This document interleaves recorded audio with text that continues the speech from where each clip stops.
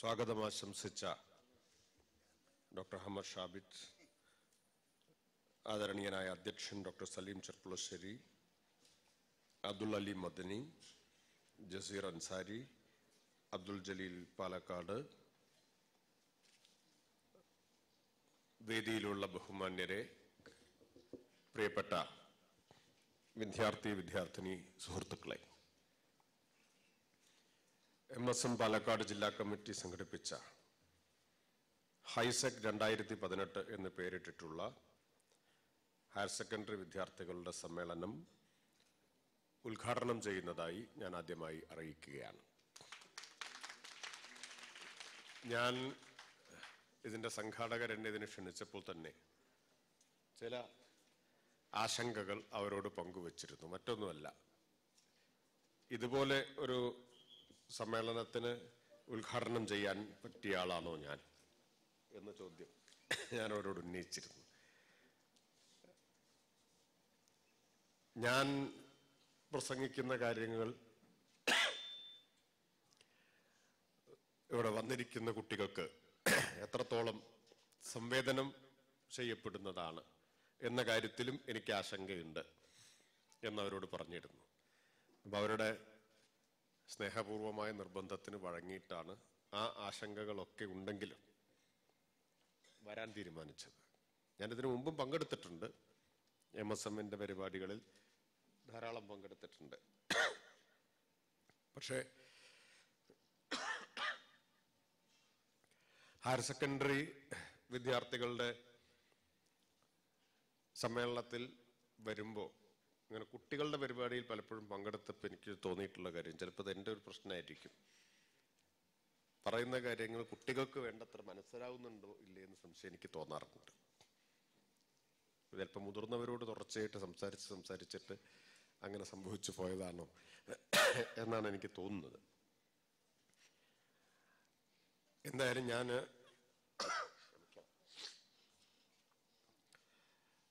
വളരെ നീണ്ട പ്രസംഗമൊന്നും ഇവിടെ നടത്തുന്നില്ല.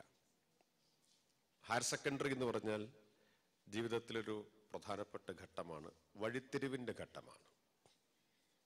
ഇവിടെ നിന്നാണ് നിങ്ങളൊരു വഴി സ്വന്തമായിട്ട് തിരഞ്ഞെടുക്കുന്നത്.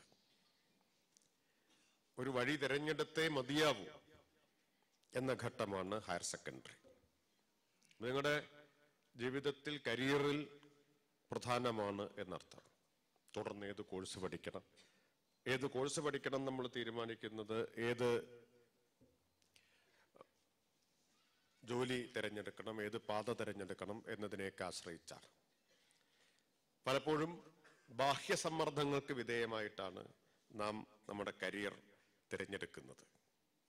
ആരെങ്കിലും തിരഞ്ഞെടുക്കുന്നവരുണ്ടെങ്കിൽ, പലരും തിരഞ്ഞെടുക്കാറൊന്നുമില്ല, പോകുന്ന വഴിക്ക് പോട്ടെ എന്ന് ചിന്തിക്കുന്നവരുണ്ട്. എന്നാൽ ലക്ഷ്യബോധത്തോടൊരു കരിയർ തിരഞ്ഞെടുക്കുമ്പോൾ എത്ര പേർ സ്വന്തം അഭിരുചിയുടെയും ഇഷ്ടത്തിൻ്റെയും താല്പര്യങ്ങളുടെയും അടിസ്ഥാനത്തിൽ തിരഞ്ഞെടുക്കുന്നു എന്നതൊരു ചോദ്യമാണ്. ബാഹ്യസമ്മർദ്ദം എന്ന് പറഞ്ഞാൽ അച്ഛൻ്റെയും അമ്മയുടെയും സമ്മർദ്ദമാവും. അങ്ങനെ സമ്മർദ്ദത്തിന് വിധേയരായിട്ട് പല കോഴ്സും ഒക്കെ തിരഞ്ഞെടുത്ത് പിന്നീട് അത് തുടരാൻ വയ്യാത്ത നിലയിൽ എൻ്റെ അടുത്ത് വരാറുണ്ട് ധാരാളം പേര്. ഒരു രക്ഷിതാവ് എന്നെ മകനെയും കൂട്ടിയിട്ട് വന്നു എൻ്റെ അടുത്ത്. എഞ്ചിനീയറിങ്ങിന് പോകാൻ നിർബന്ധിച്ചിട്ട് ലക്ഷക്കണക്കിന് ഉറുപ്പ്യ ഫീസും കൊടുത്തുകൊണ്ട് ചേർത്തു. ഒരു കൊല്ലം കഴിഞ്ഞപ്പോൾ മകൻ പറഞ്ഞു, ഇനി ഞാനത് തുടരുന്ന പ്രശ്നമില്ല. സർട്ടിഫിക്കറ്റ് വാങ്ങാൻ വേണ്ടിയിട്ടാണ് വരുന്നത്. സ്വാശ്രയ കോളേജുകാരാണെങ്കിൽ സർട്ടിഫിക്കറ്റ് കിട്ടണമെങ്കിൽ 5 കൊല്ലത്തെ ഫീസ് മുഴുവൻ കൊടുത്താലേ സർട്ടിഫിക്കറ്റ് കൊടുക്കൂ. ഇപ്പോൾ ലക്ഷക്കണക്കിന് ഉറുപ്പ്യ കൊടുത്താലേ സർട്ടിഫിക്കറ്റ് തിരിച്ചു കിട്ടും. അതൊന്ന് വാങ്ങിത്തരണം എന്ന് പറഞ്ഞിട്ടാണ്. അപ്പം ഞാൻ ചോദിച്ചു, എന്തിനാണ് പിന്നെ ഒരു ആലോചന ഇല്ലാതെ കൊണ്ടുപോയി ചേർന്നത്? ഇപ്പം മകൻ എടുത്തടിച്ചതുപോലെ പറഞ്ഞു, എനിക്കൊരു താല്പര്യം ഉണ്ടായിരുന്നില്ല, ഇവരുടെ ഒരൊറ്റ നിർബന്ധത്തിന് വഴങ്ങിയിട്ടാണ് ഞാൻ പോയി ചേർന്നത് എന്ന്. അച്ഛന് കുറ്റബോധത്തോടുകൂടി ഇരിക്കേണ്ടി വന്നു. അവസാനം ഞാൻ രണ്ടാളെയും സമാധാനിപ്പിച്ചു, നമുക്ക് നോക്കാം. നിയമാനുസൃതം സ്വാശ്രയ കോളേജ് മാനേജ്മെന്റിന് ഒരു പിടിച്ചുപറിയാണെങ്കിലും അത് നിയമം അനുവദിക്കുന്ന പിടിച്ചുപറിയാണ്. ഈ ഫീസ് വാങ്ങാൻ വ്യവസ്ഥയുമുണ്ട്. അപ്പൊ എന്താ പ്രശ്നം? കുട്ടിയുടെ താല്പര്യം മറ്റൊന്നായിരുന്നു. രക്ഷിതാവ് സ്വന്തം ഇംഗിതം അടിച്ചേൽപ്പിച്ചു. അതുകൊണ്ട് എന്തുണ്ടായി?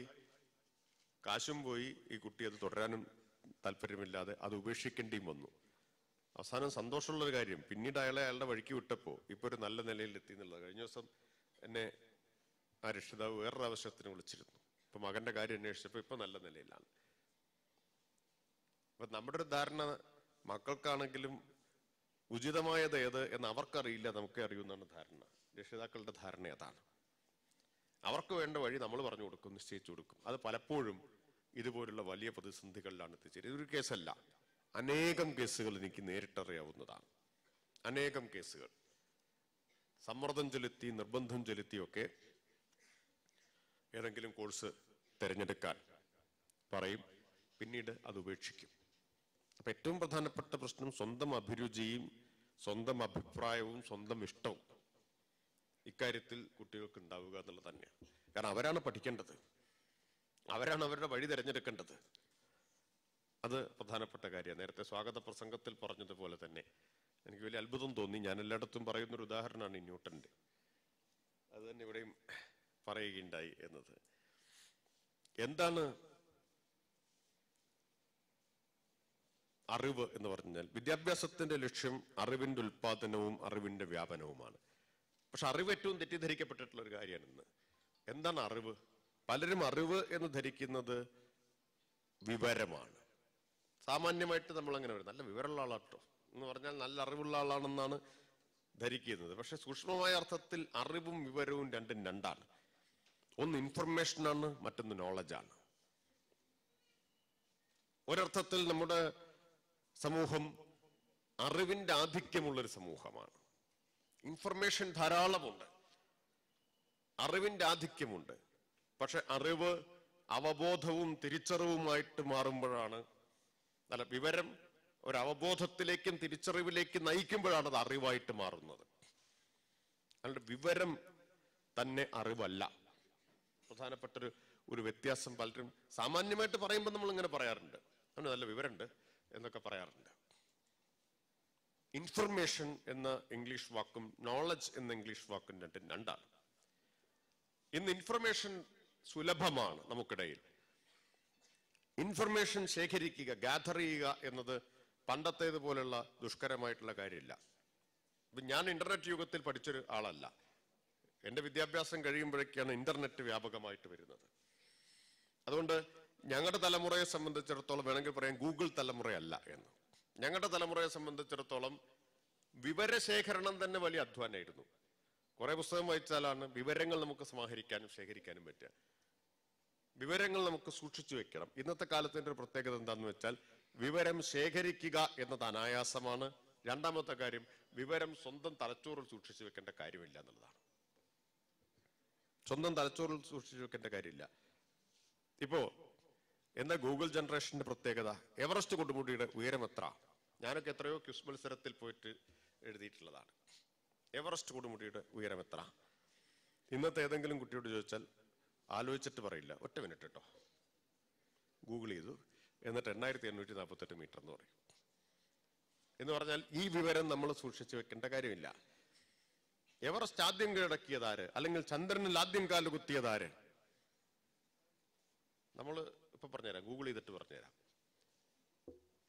പാലക്കാട്ട് നിന്ന് എറണാകുളത്തേക്ക് എത്ര ദൂരമുണ്ട്? ഗൂഗിൾ ചെയ്തിട്ട് പറഞ്ഞുതരാം. ടെലിഫോൺ നമ്പർ മൊബൈൽ വ്യാപകമാവുന്നതിന് മുമ്പ് ഞാൻ വളരെ അഭിമാനത്തോടെ പറയുമായിരുന്നു, എൻ്റെ കൂട്ടുകാരെല്ലാം വലിയ അത്ഭുതമായിട്ട് കണക്കാക്കുമായിരുന്നു, 10-300 ടെലിഫോൺ നമ്പർ എനിക്ക് ഓർമ്മയിൽ നിന്ന് പറയാൻ പറ്റും. ഇന്നാളുടെ നമ്പർ എത്ര ചപ്പ പറയും. ഇന്ന് അത്രയും സാധ്യമല്ല. എനിക്ക് ശേഷമുള്ളൊരു തലമുറയ്ക്ക് ഒട്ടും സാധ്യമല്ല. എന്തുകൊണ്ടാണ്? അത് തലച്ചോറിൽ സൂക്ഷിച്ചു വെക്കേണ്ട ആവശ്യം വരുന്നില്ല എന്നുള്ളതാണ്. യന്ത്രത്തിൽ സൂക്ഷിച്ചാൽ മതി. അമേരിക്കയിൽ അടുത്ത കാലത്ത് നടന്നൊരു പഠനം തെളിയിച്ചത് ഈ കാൽക്കുലേറ്ററിന്റെ ഒക്കെ ഉപയോഗം, കമ്പ്യൂട്ടർ കാൽക്കുലേറ്റർ ഇതൊക്കെ വന്നതോടുകൂടി ആ കുട്ടികളുടെ കമ്പ്യൂട്ടിംഗ് സ്കിൽസ് ഗണ്യമായി കുറഞ്ഞു എന്നതാണ്. പ്രാഥമികമായിട്ടുള്ളൊരു ശാസ്ത്ര തത്വമാണ്. തലച്ചോറിന്റെ ഉപയോഗം കുറയുന്നതനുസരിച്ച് അതിന്റെ മൂർച്ച കുറയും എന്നത്. ചില ഫങ്ഷൻസ് അതിന്റെ കുറയും. ഓർത്തു വെക്കുക എന്നത് ഇന്ന് പണ്ടത്തെ അത്ര ആവശ്യമില്ലാതായി തീർന്നിരിക്കുന്നു. അപ്പൊ വിവരം ശേഖരിക്കൽ എളുപ്പമാണ്. എല്ലാം നമുക്ക് ഗൂഗിളിൽ നിന്ന് ശേഖരിക്കാം. ഏത് വിവരവും നമുക്ക് ഗൂഗിളിൽ നിന്ന് ശേഖരിക്കാം. ശേഖരിക്കുന്നത് അപ്പോഴത്തെ ആവശ്യം കഴിഞ്ഞ് ഉപേക്ഷിക്കാം. പിന്നെ ആവശ്യം വരുമ്പോൾ വീണ്ടും നോക്കിയാൽ മതി. ആ അർത്ഥത്തിൽ നമ്മൾ വിവരങ്ങളുടെ ആധിക്യമുള്ളൊരു തലമുറയാണ്. എന്നാൽ ഈ വിവരം തന്നെയാണോ വിജ്ഞാനം? അല്ല. നോളജ് എന്നത് ഇൻഫർമേഷൻ അല്ല. എന്താണ് വിജ്ഞാനത്തെയും വിവരത്തെയും വേർതിരിക്കുന്ന കാര്യം? നോളജിന് 3 ഉള്ളടക്കമുണ്ട്. 1 വിവരം, 2 അതിന്റെ വ്യാഖ്യാനം, 3 വിമർശനം. ഇൻഫർമേഷൻ ഒരു മിനിറ്റ് അവിടെ അങ്ങനെ വർത്താനം പറയരുത് കേട്ടോ.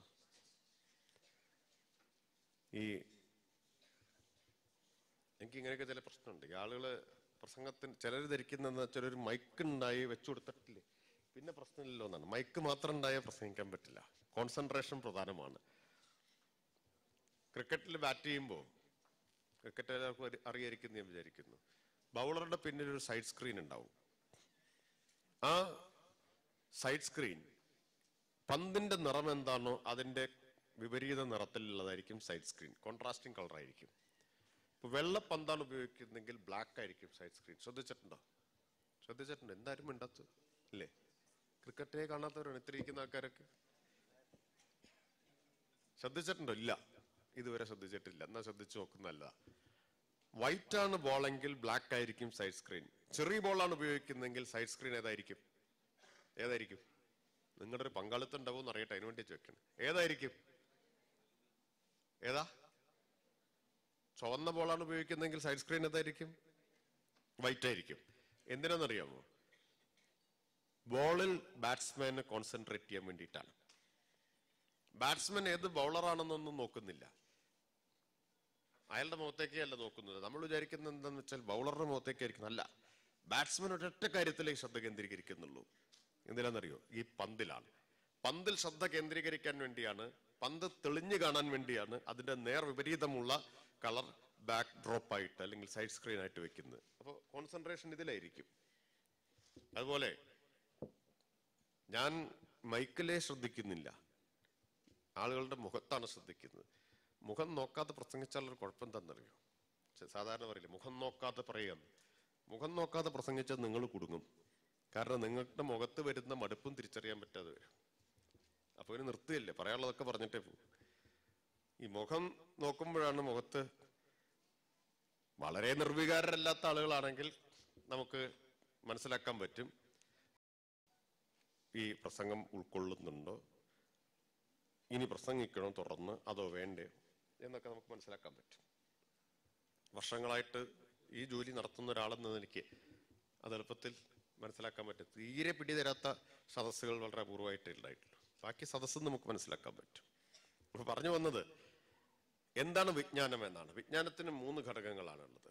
1 ഇൻഫർമേഷൻ, മറ്റൊന്ന് ഇന്റർപ്രിട്ടേഷൻ, 3 ക്രിട്ടിക്, വിമർശനം. മനുഷ്യന് കേവല ബുദ്ധിയുണ്ട്, സവിശേഷ ബുദ്ധിയുണ്ട്. സവിശേഷ ബുദ്ധിയിൽ നിന്നാണ് ഒരു വിവരത്തെ നാം വ്യാഖ്യാനിക്കുകയും വിമർശനപരമായി സമീപിക്കുകയും ചെയ്യുന്നത്. ഏതൊരു വിവരത്തെയും ഏതൊരു പ്രതിഭാസത്തെയും വിമർശനപരമായി സമീപിക്കുന്നവരാണ് വിശേഷ ബുദ്ധിയുള്ള ആളുകൾ. അങ്ങനെ വിമർശനപരമായി സമീപിക്കുമ്പോഴാണ് വിവരം വിജ്ഞാനമായി മാറുന്നത്. വിവരം വിജ്ഞാനമായിട്ട് അപ്പോഴാണ് മാറുന്നത്. ആ വിമർശനപരമായി സമീപിച്ചത് കൊണ്ടാണ് ഇവിടെ പറഞ്ഞ ഉദാഹരണത്തിലേതുപോലെ ഐസക് ന്യൂട്ടന് ഒരു പുതിയ അറിവ് കണ്ടെത്താൻ കഴിഞ്ഞത്, പുതിയ കണ്ടെത്തൽ ഉണ്ടാവുന്നത്, പുതിയ അറിവിന്റെ ഉൽപാദനം ഉണ്ടാവുന്നത്, ജനറേഷൻ, ഒരു പുതിയ നോളജ് ജനറേറ്റ് ചെയ്യാൻ കഴിയുന്നത് എന്തുകൊണ്ട്? കിട്ടിയ വിവരം ശേഖരിച്ചു വെച്ചതുകൊണ്ടല്ല, അതിനെ വിമർശനപരമായി സമീപിച്ചത് കൊണ്ടാണ്. അതിനെ ചോദ്യം ചെയ്യുക. ലോകത്തിന്നോളം എല്ലാ പുതിയ അറിവുകളും ഉണ്ടായിട്ടുള്ളത് നിലവിലുള്ള അറിവിനെ നിർദ്ദയം ചോദ്യം ചെയ്തുകൊണ്ടാണ്. ചോദ്യം ചെയ്തുകൊണ്ടേ സമൂഹം മുന്നോട്ട് പോയിട്ടുള്ളൂ. ചോദ്യം ചെയ്തതുകൊണ്ടേ പുതിയ അറിവുകളും പുതിയ ആശയങ്ങളും ഉണ്ടായിട്ടുള്ളൂ.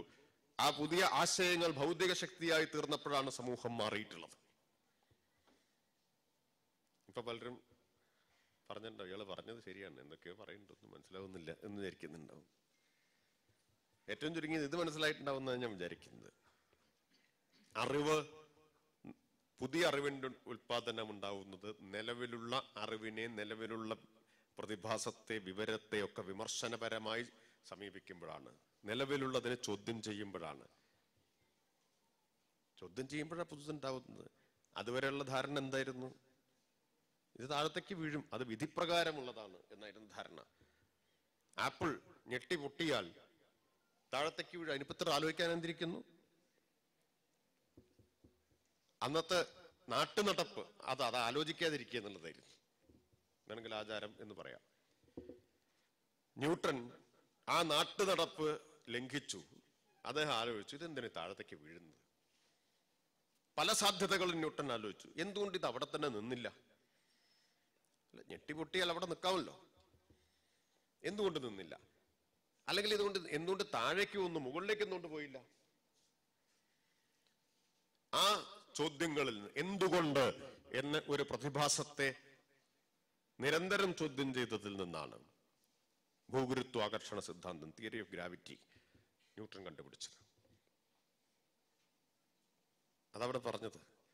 അതിന് ന്യൂട്ടന് മുമ്പ് ആരുടെയും തലയിൽ ആപ്പിൾ വീഴാത്തത് കൊണ്ടല്ല ഗുരുത്വാകർഷണ സിദ്ധാന്തം ന്യൂട്ടൺ കണ്ടുപിടിച്ചത്. അതിനു മുമ്പ് ആരും ഇങ്ങനെ വിമർശനപരമായിട്ട് അതിനെ സമീപിക്കാത്തത് കൊണ്ടാണ്, ചോദ്യം ചെയ്യാത്തത് കൊണ്ടാണ്, അതിനോട് ധൈര്യമില്ലാതിരുന്നത് കൊണ്ടാണ്. ചിലർ വിചാരിച്ചു അങ്ങനെയൊക്കെ ചിന്തിക്കുന്നതേ തെറ്റാണ്. ആപ്പിൾ താഴത്തേക്ക് വീഴുന്നത് എന്തെന്ന് ചിന്തിക്കുന്നത് തന്നെ ദൈവനിന്ദയാണെന്ന് കരുതിയ ആളുകളുണ്ട് അന്നത്തെ കാലത്ത്. അങ്ങനെയൊക്കെ ചിന്തിക്കാൻ പാടും. ന്യൂട്ടൺ ചിന്തിച്ചു. പലരുടെയും തലയിൽ ആപ്പിൾ വീണിട്ടുണ്ടാവും. ഇവിടെ പറഞ്ഞ പോലെ ചിലരുടെയൊക്കെ തലയിൽ ആപ്പിൾ അല്ല, അതിലും വലിയ തേങ്ങ തന്നെ വീണിട്ടുണ്ടാവും. അവർക്ക് പിന്നെ ഒന്നും ചിന്തിക്കാനുള്ള സാവകാശം ഉണ്ടായിട്ടുണ്ടാവില്ല, അത് വേറെ കാര്യം. അപ്പൊ ചിന്തയിൽ നിന്നാണ് ചോദ്യം ഉണ്ടാവുന്നത്, ചോദ്യങ്ങളിൽ നിന്നാണ് പുതിയ ഉത്തരങ്ങൾ ഉണ്ടാവുന്നത്. അപ്പൊ നമ്മുടെ സങ്കല്പം എന്താന്ന് വെച്ചാൽ, ഏറ്റവും നല്ല കുട്ടി എന്ന് പറഞ്ഞാൽ നന്നായിട്ട് ഉത്തരം എഴുതുന്ന കുട്ടി എന്താണ് നമ്മുടെ സങ്കല്പം? ഏറ്റവും നന്നായിട്ട് ഉത്തരം എഴുതുന്ന, ഉത്തരങ്ങൾ റെഡിമെയ്ഡായിട്ട് ലഭ്യമാണ്, അപ്പൊ അതൊക്കെ പഠിച്ചാൽ മതി. ലഭ്യമായ ഉത്തരങ്ങൾ നന്നായി പഠിച്ച് പകർത്തുന്നവനാണ് അല്ലെങ്കിൽ പകർത്തുന്നവളാണ് ഏറ്റവും നല്ല വിദ്യാർത്ഥി എന്നത് ശരിയായ ധാരണ. അവർ നല്ല വിദ്യാർത്ഥികളാണ്, പക്ഷെ ഏറ്റവും ഔട്ട്സ്റ്റാൻഡിംഗ് അല്ല. ഔട്ട്സ്റ്റാൻഡിംഗ് ആരാണ്? പുതിയ ചോദ്യങ്ങൾ ചോദിക്കുകയും ഉത്തരങ്ങൾ തേടിക്കൊണ്ടേയിരിക്കുകയും ചെയ്യുന്നവരാണ് ഏറ്റവും ഔട്ട്സ്റ്റാൻഡിംഗ് ആയിട്ടുള്ള വിദ്യാർത്ഥികൾ. അവരാണ് ലോകത്തെ, സമൂഹത്തെയൊക്കെ മുന്നോട്ട് നയിച്ചിട്ടുള്ളത്.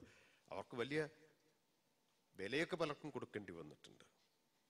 ബ്രൂണോയുടെ അനുഭവം എന്താന്ന് നമുക്കറിയാം. അദ്ദേഹത്തെ തീയിട്ടാണ് കൊന്നത്. സൂര്യനാണ് കേന്ദ്രം എന്ന് പറഞ്ഞതിന്റെ പേരിലാണ്. അതുപോലെ ഗലീലിയോയുടെ അനുഭവം നമ്മുടെ മുമ്പിലുണ്ട്. അവരെല്ലാവരും അന്ന് ആ ചോദ്യങ്ങൾ ചോദിച്ചിരുന്നില്ലെങ്കിൽ, തങ്ങളുടെ ബോധ്യങ്ങളിൽ ഉറച്ചു നിന്നിരുന്നില്ലെങ്കിൽ ഈ ലോകം എത്ര ബോറായി തീരുമായിരുന്നു എന്ന് ആലോചിച്ചു. അല്ലെങ്കിൽ എത്ര പിന്നിലായി പോകുമായിരുന്നു എന്നാലോചിച്ച് നോക്കൂ. പലർക്കും ജീവനൊക്കെ കൊടുക്കേണ്ടി വന്നിട്ടുണ്ട് ഈ ചോദ്യങ്ങൾ ചോദിച്ചതിന്റെ പേരിൽ, പുതിയ ആശയങ്ങൾ ഉയർത്തിയതിന്റെ പേരിൽ. ഒരുപാട് പേരുണ്ട്. അപ്പൊ വിജ്ഞാനത്തിന്റെ വളർച്ച എന്നത് ചോദ്യങ്ങളിലൂടെ ഉണ്ടായിട്ടുള്ളതാണ്. എന്ന് ചോദ്യമില്ലാതാകുന്നോ അന്ന് അറിവ് നിലച്ചു പോകും. പിന്നെ അറിവിന്റെ ഉടമകൾ ആരാ? അറിവിന്റെ ഉടമകൾ മനുഷ്യരാശിയാകെയാണ്. അറിവ് ആരുടെയും കുത്തകയല്ല. അറിവിന്റെ ഒരു പ്രത്യേകത എന്താന്ന് വെച്ചാൽ, തീ പോലെയാണ് അറിവ്. സ്വത്ത് പങ്കുവച്ചാൽ അളവ് കുറയും, ഇല്ലേ? ഒരാളുടെ സ്വത്ത് 4 പേർക്കായിട്ട് പങ്കുവച്ചാൽ കിട്ടുന്നവർക്കെല്ലാം അളവ് കുറയും.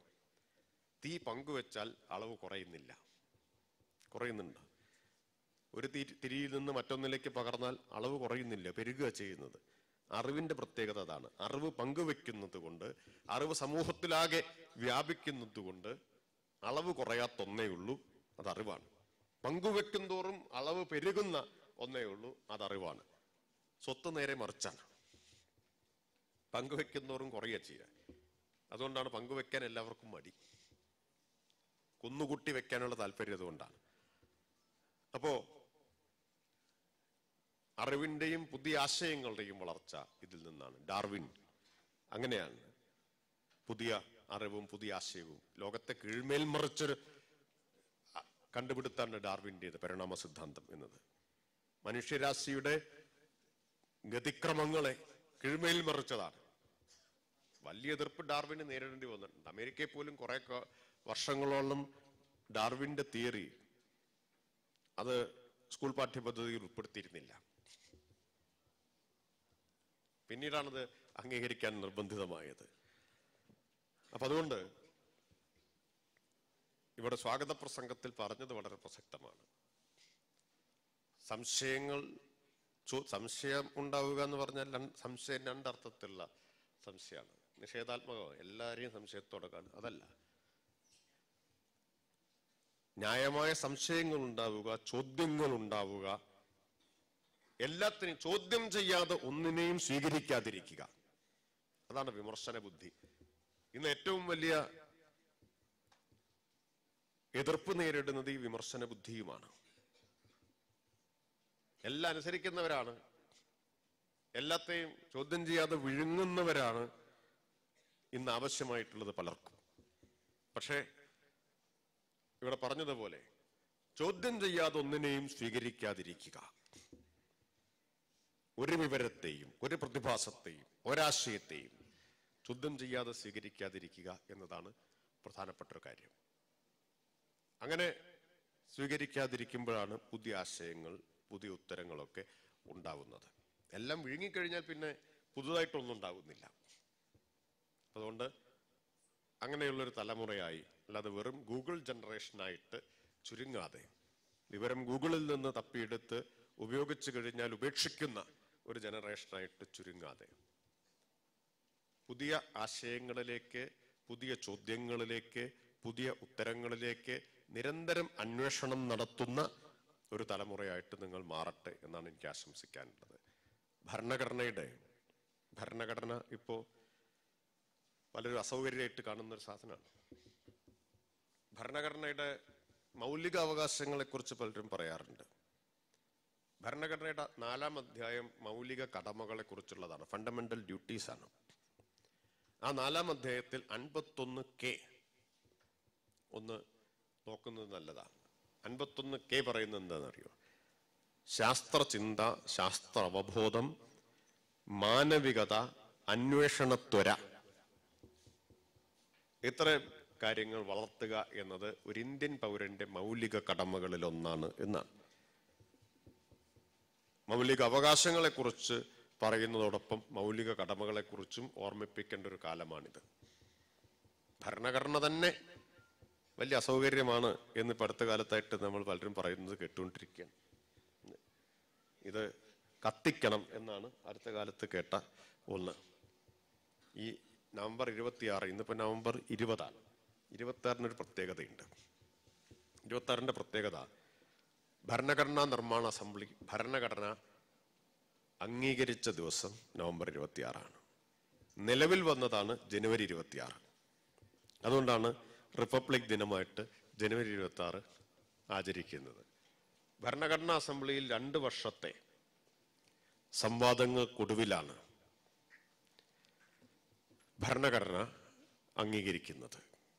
അംഗീകരിച്ച് സംവാദങ്ങൾക്ക് മറുപടി പറഞ്ഞുകൊണ്ട് അംബേദ്കർ നടത്തിയ അത്യുജ്വലമായൊരു പ്രസംഗമുണ്ട്. നമുക്കിപ്പോ എന്താ വേണ്ടെന്ന് വെച്ചാൽ, ഈ പറഞ്ഞത് ഒന്നും പ്രശ്നമല്ല, ചിത്രങ്ങളെ ആവശ്യമുള്ളൂ. മഹാത്മാഗാന്ധി എന്ത് പറഞ്ഞു എന്ന് പ്രശ്നമില്ല, കന്നഡ മാത്രം മതി. അതാണ് കന്നഡ ഇപ്പൊ പരസ്യത്തിന് ഉപയോഗിച്ചുകൊണ്ടിരിക്കുന്നുണ്ട്. പിന്നെ അംബേദ്കർ എന്ത് പറഞ്ഞു എന്നുള്ളത് പ്രശ്നമല്ല, അംബേദ്കറുടെ നീല കോട്ടിട്ടൊരു ചിത്രമുണ്ട്, ആ ചിത്രം മതി. ശ്രീനാരായണ ഗുരു പറഞ്ഞതെന്ത്? മതമേതായാലും മനുഷ്യൻ നന്നായാൽ മതി, ജാതിഭേദം മതദ്വേഷം ഏതുമില്ലാതെ സർവരും സോദരത്വേന വാഴുന്ന മാതൃകാസ്ഥാനമാണിത് എന്ന് ശ്രീനാരായണ ഗുരു എഴുതി വെച്ചു. ശ്രീനാരായണ ഗുരു നടത്തിയ പ്രതിഷ്ഠകൾ വളരെ വിശിഷ്ടമായ പ്രതിഷ്ഠകളാണ്. ആദ്യം ശിവലിംഗം പ്രതിഷ്ഠിച്ചു, പിന്നെ കണ്ണാടി പ്രതിഷ്ഠിച്ചു, പിന്നെ നിലവിളക്ക് പ്രതിഷ്ഠിച്ചു. പിന്നെ അദ്ദേഹം പ്രതിഷ്ഠിക്കുന്നത് എന്താണെന്നറിയോ? ഒരു സ്ഥലത്ത് സത്യം ധർമ്മം ദയ എന്ന് എഴുതി വെച്ചു, വാക്ക് പ്രതിഷ്ഠിച്ചു. ആരും നടത്താത്തതാ. അപ്പോ ശ്രീനാരായണ ഗുരുവിന്റെ പ്രതിമ മതി നമുക്ക്. പ്രതിമകളുടെ കാലാണ് ഇപ്പൊ. അപ്പോ നെഹ്റുവിന്റെ ജന്മദിനം ഇപ്പൊ കഴിഞ്ഞു പോയി.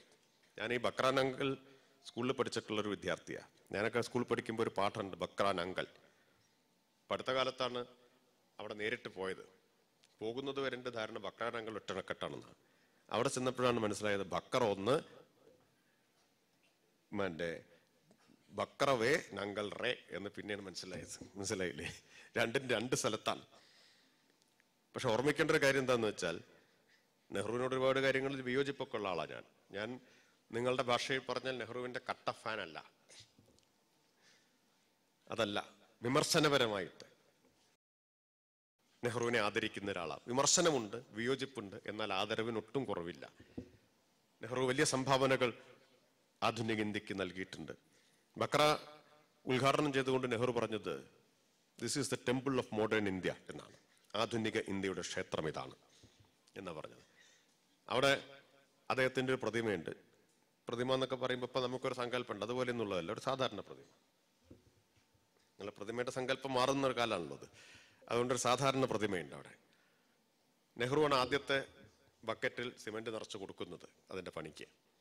പക്ഷെ നമ്മൾ ഓർമ്മിക്കണം, സ്വാതന്ത്ര്യം കിട്ടി കൊല്ലം എത്രയായി, പലതരത്തിലുള്ള അവകാശവാദങ്ങൾ നമ്മൾ കേൾക്കുന്നു. ഇന്നും ഇന്ത്യയിൽ ഏറ്റവും ഉയരം കൂടിയ അണക്കെട്ട് 55-ൽ നെഹ്റുവിന്റെ കാലത്ത് പണി തുടങ്ങി, നെഹ്റു മരിക്കുന്നതിന് 1 കൊല്ലം മുമ്പ് പൂർത്തിയാക്കിയ, അദ്ദേഹം ഉദ്ഘാടനം ചെയ്ത ബക്ര അണക്കെട്ടാണ് എന്ന്. അതിനേക്കാൾ ഉയരം കൂടിയ പലതും അടുത്ത കാലത്ത് വന്നു, പക്ഷെ അണക്കെട്ട് അത് മാത്രമേ ഉള്ളൂ ഇപ്പോഴും, അല്ലേ? ഏറ്റവും ഉയരം കൂടിയ അണക്കെട്ട് അത് ഉത്തരേന്ത്യയുടെ ജീവിതത്തെ മാറ്റിമറിച്ചൊരു അണക്കെട്ടാണ്. കാരണം കാർഷികോൽപാദനം അതിനുശേഷം 2 ഇരട്ടിയായിട്ടാണ് കൂടിയത്. വൈദ്യുതോൽപാദനം ഗണ്യമായിട്ട് കൂടി. പഞ്ചാബിനെ എന്നും മുക്കിക്കൊണ്ടിരുന്ന പ്രളയത്തിന് അവസാനം ഉണ്ടായത് ആ അണക്കെട്ട് വന്നപ്പോഴാണ്. അപ്പൊ ഞാൻ പറഞ്ഞത്, നെഹ്റു നമുക്കൊരു തപാൽ സ്റ്റാമ്പായിട്ട് ചുരുങ്ങുകയാണ്, അല്ലെങ്കിൽ ഒറ്റവാക്കിൽ ഉത്തരമായിട്ട് ചുരുങ്ങുകയാണ്. ആരാണ് ജവഹർലാൽ നെഹ്റു? എൻ്റെ മോള് പറഞ്ഞു, 2ാം ക്ലാസ് പഠിക്കുന്ന മോൾ, ഇന്ത്യയുടെ ആദ്യത്തെ പ്രധാനമന്ത്രി. ഒറ്റവാക്കിൽ ഉത്തരമായിട്ട് ചുരുങ്ങുകയാണ്. മഹാത്മാഗാന്ധി ആരാണ്? ഇന്ത്യയുടെ രാഷ്ട്രപിതാവ്. ചിലർ തപാൽ സ്റ്റാമ്പിലേക്ക് ചുരുങ്ങുന്നു, ചിലർ ഒറ്റവാക്കിൽ ഉത്തരമായിട്ട് ചുരുങ്ങുന്നു, ചിലർ വെറും പ്രതിമയായിട്ട് ചുരുങ്ങുന്നു, വേറെ ചിലർ ചിത്രങ്ങളായിട്ടും ചുരുങ്ങുന്നു, ചുരുക്കിക്കൊണ്ടിരിക്കുന്നു. പറഞ്ഞതെന്ത് എന്ന് പ്രശ്നമില്ല. അപ്പം ഞാൻ പറഞ്ഞത് അംബേദ്കർ നവംബർ 26-ന് നടത്തിയിട്ടുള്ള പ്രസംഗമാണ്. ആ പ്രസംഗത്തിൽ അദ്ദേഹം ഒരുപാട് കാര്യങ്ങൾ പറഞ്ഞു. പക്ഷെ അദ്ദേഹത്തിന്റെ ദീർഘദർശനം എന്നെ വല്ലാതെ അത്ഭുതപ്പെടുത്തി. അദ്ദേഹം പറഞ്ഞതാണ്, I don't know whether history will repeat itself. That is whether India will lose its freedom again.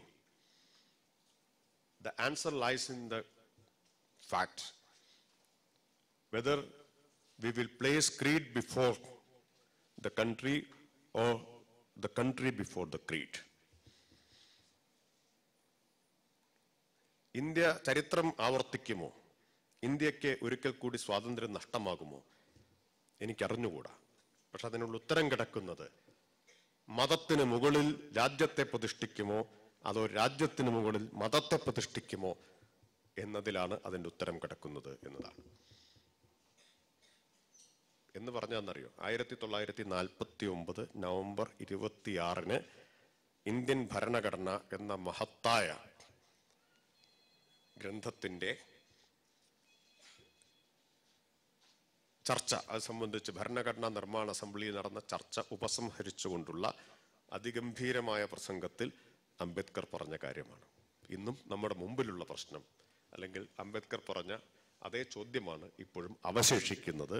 India പരമാധികാര റിപ്പബ്ലിക്കായി മാറി വർഷം എത്ര പിന്നിട്ടിട്ടും ആ ചോദ്യം ഇപ്പോഴും അവശേഷിക്കുകയാണ്.